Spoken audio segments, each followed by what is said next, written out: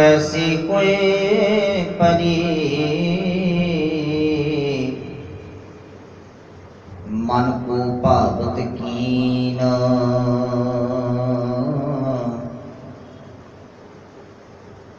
मरने ते क्या डरपना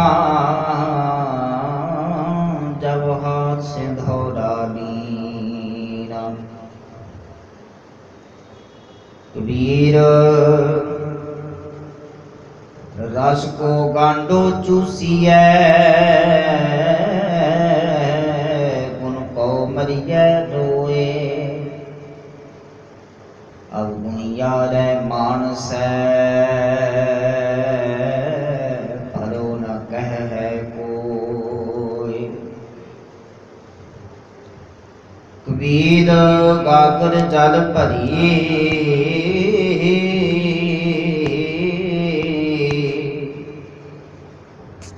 आज काल जय है फूट।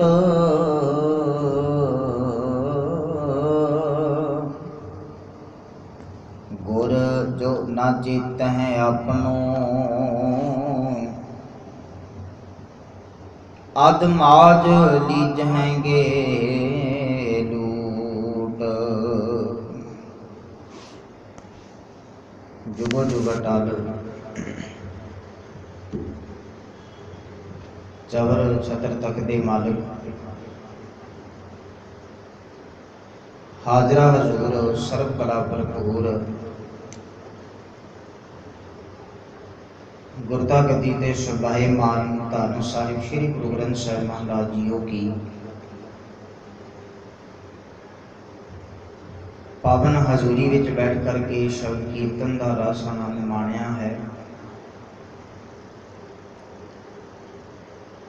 आओ बाणी दी विचार नाल जुड़ना करिए। गुरु बख्शी फतेह सांझी करो आखो जी वाहिगुरू जी का खालसा वाहिगुरू जी की फतेह।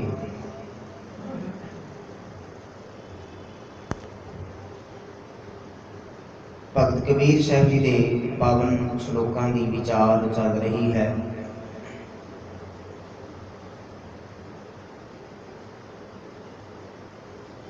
भगत कबीर साहब जी अज दे अपने नाम पावन श्लोकां विच बख्शिश करते हुए पहले श्लोक में समझा रहे ने।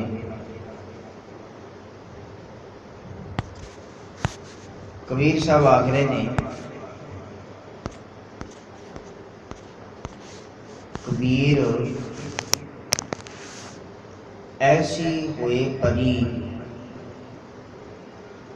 मन को भावत की। कहने लगे प्रभु की बख्शिश मेहर दया कृपा दे सदका ऐसी होए परी भाव इहो जी अवस्था हो पई है। गुरु ने त्रुट करके रब की बंदगी की दात दे दी है। मन को भावत कीन जो मन नूं भाउंदी है चंगी लगती है वो दात गुरु ने त्रुट करके बख्शिश करके अपने सेवक नूं शरण विच आउण वाले नूं दे दी है।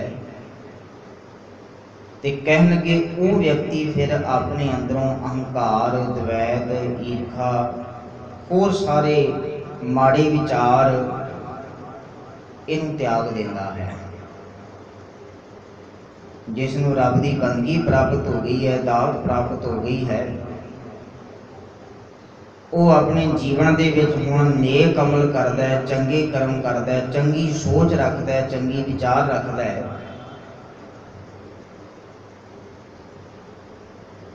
ते अपने जीवन दे विचों विकारां नूं माया नूं ते बाकी सारे अशुद्ध विचार जिहड़े ने उन्हां दा त्याग कर दिंदा है। ये बिल्कुल इस तरह होंदा है भी जिवें सूरज निकलता है ते रात भर दा हनेरा छिर मात्र विच खत्म हो जाता है दूर हो जाता है। तो इस तरह रब्बी भगती का सूरज जदों मनुख के हिरदे ते चानण देंदा है, रोशनी देंदा है, उत्थे फिर अज्ञानता का हनेरा, विकारां का हनेरा मैल ये रह नहीं जाता, ये सब खत्म हो जाते हैं। फिर वो व्यक्ति अपना आपा भाव त्याग देंदा है, अहंकार छड़ देंदा है, विकारां नूं दूर कर लेंदा है। कबीर साहब जी ने इसे श्लोक विच एक नाल पंक्ति की उदाहरण दे करके गल समझाई है। कहन लगे भी जदों रबी बंदगी प्राप्त हो जाए, सिमरन प्राप्त हो जाए, तदों मनुख नूं मालिक परमात्मा तो बिना होर किसी दूजे की मुथाजी नहीं, किसी दूजे का होर कोई अपने जीवन ते प्रभाव नहीं है, किसी होर दूजे की वो परवाह नहीं करता। ये बिल्कुल इस तरह है जिमें सनातन धर्म के अंदर समाज विच एक कुरीति चलती आ रही सी कि जिदे विच कोई स्त्री जिसका पति चढ़ाई कर जाए, मौत हो जाए, तो उन्होंने उसकी चिखा दे नाल ही साड़ दिता जाता सी, जिसनों सती होना कहा जाता सी। गुरु अमरदास पातशाह जी ने इस समाजिक कुरीति नूं दूर किया है। ते ये भी इतिहास में लिखा जाता, पढ़िया जाता है कि जिस वेले गुरु अमरदास जी गुरता गद्दी ते सुभाईमान ने, ते उस वेले हुकूमत विच बादशाही जिहड़ी है वो अकबर दी है। ते गुरु अमरदास पातशाह जी ने उसनूं आख करके ये पूर्ण तौर पर जिहड़ा है भी कानून बनवा दिता भी किसी भी स्त्री नूं जिहड़ा है वो सती नहीं होने दिता जाएगा। तो जिस वेले अपने पति की चिखा दे नाल उसनूं साड़िया जाता सी, ते कहन लगे भी ओदे हाथ विच एक नारियल दिता जाता सी, जिहदे ते थोड़ा संदूर लगाया हुंदा सी। वो संदूर नाल रंगिया होया नारियल जदों अपने हाथ विच वो स्त्री पकड़दी सी, इहदा मतलब ये सी भी हुण ये चिखा उत्ते नाल सड़न वास्ते तैयार है। तो कबीर साहब जी आखते ने ठीक इसे तरह मरने ते क्या डरपना, जब हाथ सिंधौरा नीना। कहने लगे भी जो हाथ में उन्हें संधूरिया होया नारियल फड़ लिया तो फिर मौत तो उसनूं डर नहीं लगता, उन्हें तैयारी कर ली है भी चिखा विच नाल सड़ जाएगी। तो कबीर साहब जी ने इस श्लोक विच उदाहरण दे करके गल नूं साझा कीता है। कहन लगे भी जदों रब दी बंदगी सिमरन इस नूं मनुख प्राप्त करता है, इस अनुसार ही होकर के तुरदा है, ते फिर ये आपा भाव त्याग दिंदा है, ते इहनूं आपा भाव त्यागण विच खुशी महसूस हुंदी है। उदों इहनूं प्रभु तो बिना, सिमरन बंदगी तो बिना होर किसी दूजे की मुथाजी नहीं है, किसी दूजे की परवाह नहीं है। वो सिर्फ रबी गुणां नूं गायन करता है, मालिक की बंदगी करता है, सिमरन करता है, किसी का डर अपने जीवन में लै करके नहीं आता। तो इस अज के पहले श्लोक में कबीर साहब जी ने इस गल नूं अज समझाया है कि मालिक त्रुट पवे, गुरु त्रुट पवे, ते उहदे तो जदों बंदगी की दात सानूं प्राप्त हो जाए तो फिर जीवन दे विचों विकारां दी सारी मैल ये अपने आप खत्म हो जाती है। अगला श्लोक है कबीर रस को गांडो चूसिए, गुण को मरिए रोए।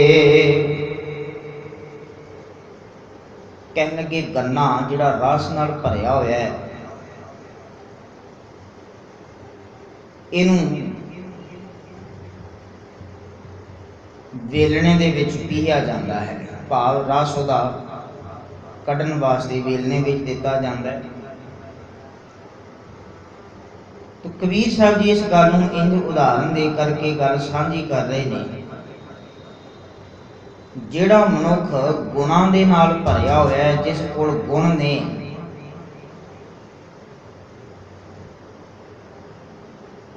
ਉਹ ਆਪਣੇ ਅਵਗੁਣਾਂ ਦਾ ਤਿਆਗ ਕਰ ਦਿੰਦਾ ਹੈ, ਅਵਗੁਣ ਜੀਵਨ ਵਿੱਚੋਂ ਛੱਡ ਦਿੰਦਾ ਹੈ ਤੇ ਗੁਣਾਂ ਦਾ ਪ੍ਰਗਟਾਵਾ ਸਾਰੇ ਸੰਸਾਰ ਅੰਦਰ ਕਰਦਾ ਹੈ। ਤੇ ਦੂਜੇ ਪਾਸੇ ਅਵਗੁਣੀਆ ਦੇ ਮਾਨਸੈ ਭਲੋ ਨਾ ਕਹਿ ਕੋਏ। ਪਰ ਜਿਹੜੇ ਅਵਗੁਣਾਂ ਦੇ ਭਰੇ ਹੋਏ ਹਨ, ਜਿਨ੍ਹਾਂ ਨੇ ਵਿਕਾਰ, ਈਰਖਾ, ਮਾੜਾਪਨ ਹੀ ਆਪਣੇ ਅੰਦਰ ਰੱਖਿਆ ਹੋਇਆ ਹੈ, ਇਹੋ ਜਿਹੇ ਮਨੁੱਖਾਂ ਨੂੰ ਭਲੋ ਨਾ ਕਹਿ ਹੈ ਕੋਏ। ਜਗਤ ਵਿੱਚ ਕੋਈ ਭਲਾ ਨਹੀਂ ਆਖਦਾ, ਚੰਗਾ ਨਹੀਂ ਆਖਦਾ। ਜਿਹੜਾ ਗੁਣਵਾਨ ਵਿਅਕਤੀ ਹੈ, ਸਤ, ਸੰਤੋਖ, ਦਇਆ, ਧੀਰਜ, ਨਿਮਰਤਾ, ਇਹ ਗੁਣ ਜਿਸ ਦੇ ਜੀਵਨ ਵਿੱਚ ਨੇ, ਉਹਦੇ ਮਾਲਕ ਦੇ ਘਰ ਵਿੱਚ ਪ੍ਰਵਾਨ ਹੋ ਜਾਂਦਾ ਹੈ, ਕਬੂਲ ਹੋ ਜਾਂਦਾ ਹੈ। ਉਹ ਤੇ ਸੱਚਮੁੱਚ ਰਸਦਾਇਕ ਮਿੱਠਾ ਗੰਨਾ ਹੋ ਜਾਂਦਾ ਹੈ। ਪਰ ਅਵਗੁਣੀ ਆਲੇ ਮਾਨਸੈ ਭਲੋ ਨਾ ਕਹਿ ਹੈ ਕੋਈ। ਜਿਹੜਾ ਅਵਗੁਣਾਂ ਦਾ ਭਰਿਆ ਹੋਇਆ ਹੈ, ਉਹਨੂੰ ਸੰਸਾਰ ਭਰ ਵਿੱਚ, ਜਗਤ ਭਰ ਵਿੱਚ ਕੋਈ ਭਲਾ, ਕੋਈ ਚੰਗਾ ਨਹੀਂ ਆਖੇਗਾ।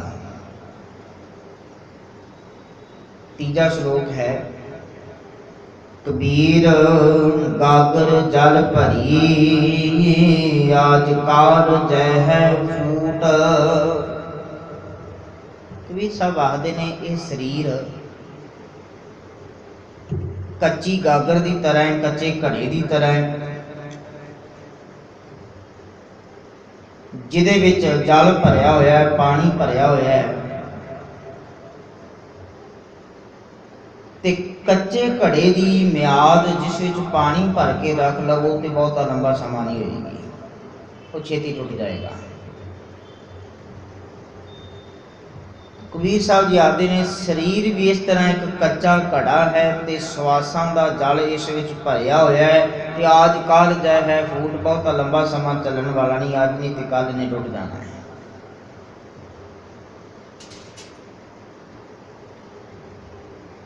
ਤੇ ਜਿਨ੍ਹਾਂ ਨੇ ਮਨੁੱਖਾ ਜੀਵਨ ਪ੍ਰਾਪਤ ਕਰਕੇ ਮਿਲੇ ਹੋਏ ਇਸ ਸਮੇਂ ਨੂੰ ਸੁਚੱਜੇ ਢੰਗ ਦੇ ਨਾਲ ਵਰਤਿਆ ਨਹੀਂ ਹੈ, ਰੱਬ ਦੀ ਬੰਦਗੀ ਵਿੱਚ ਨਹੀਂ ਜੁੜੇ, ਗੁਰੂ ਦੀ ਸੰਗਤ ਵਿੱਚ ਨਹੀਂ ਆਏ, ਸੰਜੀਵਨ ਵਿੱਚ ਚੰਗੇ ਗੁਣਾਂ ਨੂੰ ਧਾਰਨ ਨਹੀਂ ਕੀਤਾ, ਕਬੀਰ ਸਾਹਿਬ ਆਖਦੇ ਨੇ, ਉਹ ਵਿਅਕਤੀ ਆਪਣੇ ਦੋਵੇਂ ਥਾਂ ਗਵਾ ਕਰਕੇ ਤੁਰਦੇ ਨੇ।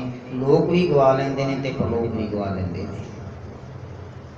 ਪੰਕਤੀ ਹੈ, ਗੁਰ ਜੋ ਨਾ ਚੇਤ ਹੈ ਆਪਣੋ ਅਦ ਮਾਜ ਲੀਜਹਿਗੇ ਲੂਟ। ਤੇ ਜਿਹੜੇ ਵਿਅਕਤੀ ਗੁਰੂ ਨੂੰ ਚੇਤੇ ਨਹੀਂ ਕਰਦੇ, ਕਹਿਣ ਲੱਗੇ ਅਧ ਮਾਜ ਲੀਜਹਿਗੇ ਲੂਟ, ਉਹ ਅਧ ਮਾਰਗ ਵਿੱਚ ਹੀ ਲੁੱਟ ਲਏ ਜਾਣਗੇ। ਜਿਨ੍ਹਾਂ ਨੇ ਗੁਰੂ ਦੀ ਸਿੱਖਿਆ ਨਹੀਂ ਗ੍ਰਹਿਣ ਕੀਤੀ, ਸੱਚ ਮਾਰਗ ਨਹੀਂ ਅਪਣਾਇਆ, ਗੁਰੂ ਦਾ ਦੱਸਿਆ ਹੋਇਆ ਰਸਤਾ ਜਿਨ੍ਹਾਂ ਨੇ ਨਹੀਂ ਚੁਣਿਆ, ਅਧ ਮਾਜ ਲੀਜਹਿਗੇ ਲੂਟ, ਉਹ ਜੀਵਨ ਰਸਤੇ ਵਿੱਚ ਅੱਧ ਵਿੱਚ ਹੀ ਖੁਆਰ ਹੋ ਜਾਂਦੇ ਨੇ।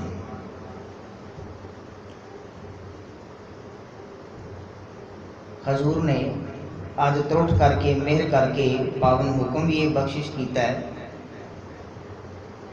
ਕਹਿਣ ਲੱਗੇ, ਜਿਨ੍ਹਾਂ ਨੇ ਗੁਰੂ ਦਾ ਦੱਸਿਆ ਹੋਇਆ ਰਸਤਾ ਮਾਰਗ ਨਹੀਂ ਅਪਣਾਇਆ ਤੇ ਹੋਰ ਵਾਧੂ ਦੇ ਕਰਮ ਧਰਮ, ਕਰਮ ਕਾਂਡ, ਵਿਖਾਵੇ ਮਾਤਰ ਦੇ ਕਰਦੇ ਰਹੇ ਨੇ, ਕਹਿਣ ਲੱਗੇ ਉਹ ਲੋਕ ਤੇ ਉਹਨਾਂ ਲੋਕਾਂ ਦੇ ਉਹ ਕਰਮ ਜਿਹੜੇ ਨੇ ਉਹ ਮਾਲਕ ਦੇ ਘਰ ਤੱਕ ਪਹੁੰਚ ਨਹੀਂ ਕਰ ਸਕਦੇ। ਪੰਕਤੀ ਹੈ, ਕਰਮ ਧਰਮ ਪਾਖੰਡ ਜੋ ਦੀਸਾ ਹੈ ਤਿਨ ਜਮ ਜਾਗਤੀ ਲੂਟੈ। ਇਹ ਜਿਤਨੇ ਵੀ ਕੀਤੇ ਜਾਣ ਵਾਲੇ ਮਨ ਦੇ ਤਲ ਤੇ ਕਰਮ ਕਾਂਡ ਆਦਿਕ ਨੇ,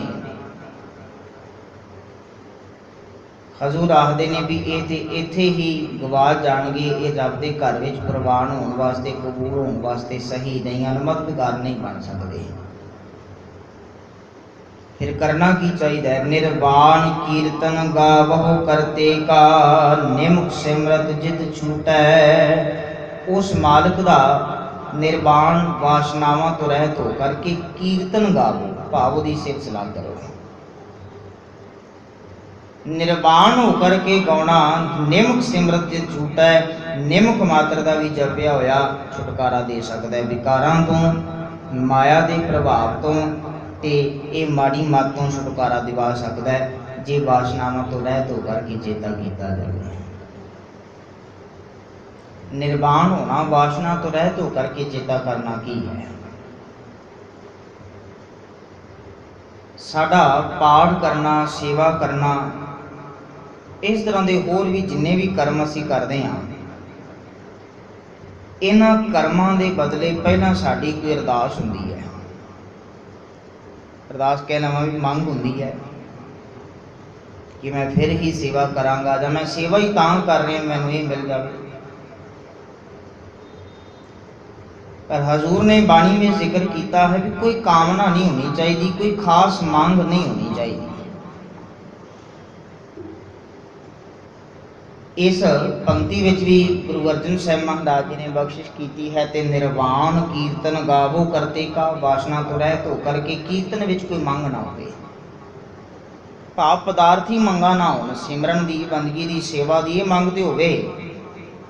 नाम जपूं जी ऐसे ऐसे धूप प्रहलाद जपियो हर जैसे, इस तरह की मंगते होवे। बांगों दान ठाकुर नाम ये मंगते होवे, पर पदार्थों की कोई मंग ना हो, मैनूं ये भी मिल जाए तो वह भी मिल जाए, इस तरह की मंग नहीं होनी चाहिए।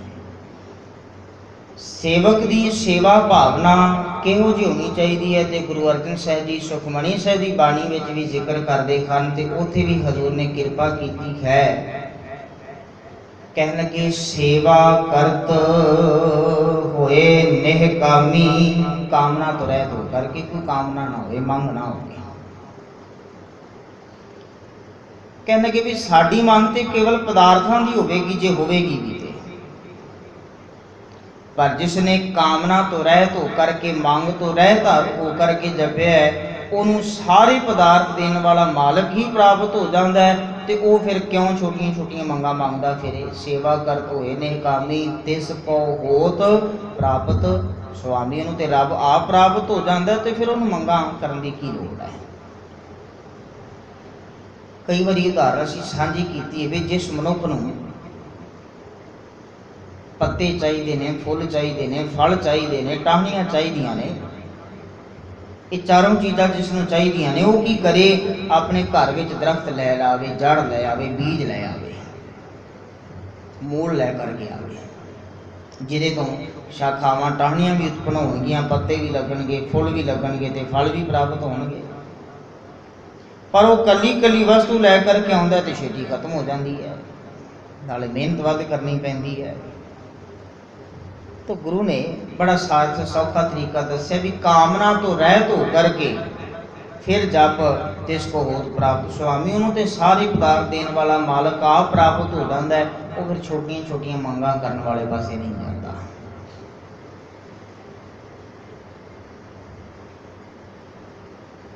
इसे गल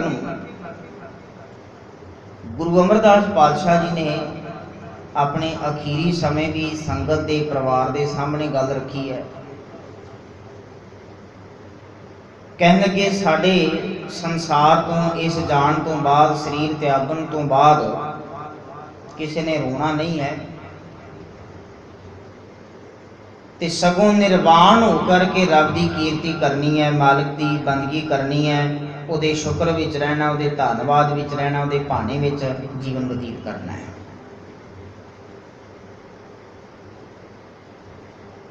तो उत्थे नाल हजूर ने भी जिक्र किया भी निर्वाण भाव वासना तो रहत हो करके कोई मंग ना की जाए, मेरे वास्ते कोई मंग ना की जाए कि गुरु अमरदास नूं स्वर्गां विच जगह दे देवे, वो अपने चरनां विच रखो, इहो जी कोई मंग नहीं करनी, मैनूं नहीं लोड़।